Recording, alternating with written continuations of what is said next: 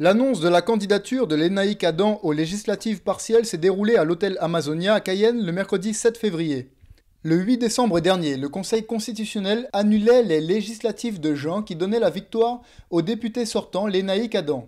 C'est le recours de Davy Riemann qui a finalement abouti, mettant en évidence les irrégularités de procédure et le faible écart des voix.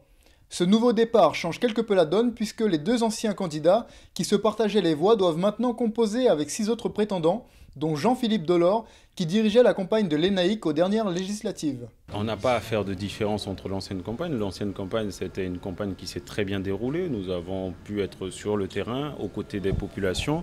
Nous avons pu rencontrer un peu tout le monde. Ce qu'on va mieux faire cette fois-ci, c'est d'essayer d'aller là où nous n'avions pas pu nous rendre. L'invalidation, bien sûr, des élections ne relève pas de ma responsabilité. C'est une irrégularité administrative qui ne reste qu'administrative, mais c'est le rôle des opposants de pouvoir instrumentaliser ou vouloir détourner l'information, la modifier à leurs avantages. Nous retournons sereins parce que nous n'avons rien fait de mal. Nous convaincrons, j'en suis sûr. Nous allons continuer avec les thématiques de l'éducation. Nous allons accentuer les choses sur le numérique, même si je l'ai dit, lorsque le président de la République est venu, il a laissé des moyens à ce sujet-là. Comme je l'ai dit, l'hôpital à caractère international, c'est un sujet qui sera traité. Le président de la République l'a annoncé, comme je l'avais dit dans mon programme. Le dépôt de candidature en préfecture a logiquement fait suite à la conférence de presse ce jeudi 8 février. Le candidat s'est montré serein et surtout entouré de représentants tels que Rodolphe Alexandre ou Hélène Sirder. La première étape est donc lancée et annonce le début d'une nouvelle campagne qui se veut aucunement différente de la précédente, mais qui apportera tout de même des améliorations, surtout dans la partie communication avec les populations plus éloignées, selon les dires du candidat. Le président de la CTG ici présent renforce son image à ses côtés et nous fait part de sa position quant à la candidature de Lénaïck.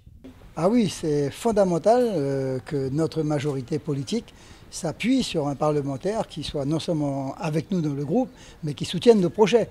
Aujourd'hui, on parle de la violence autour des lycées ou des collèges. C'est l'occasion maintenant pour que véritablement nous déposons des propositions au niveau de la loi.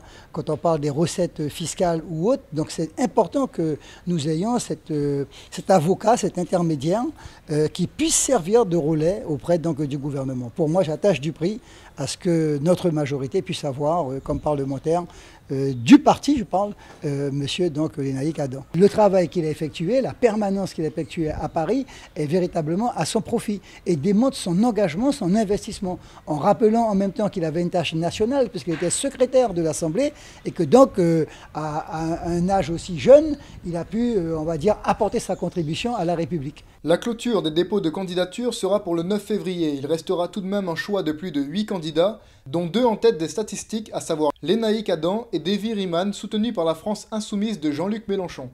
Dans tous les cas, rendez-vous les 4 et 11 mars prochains pour la clôture des législatives partielles.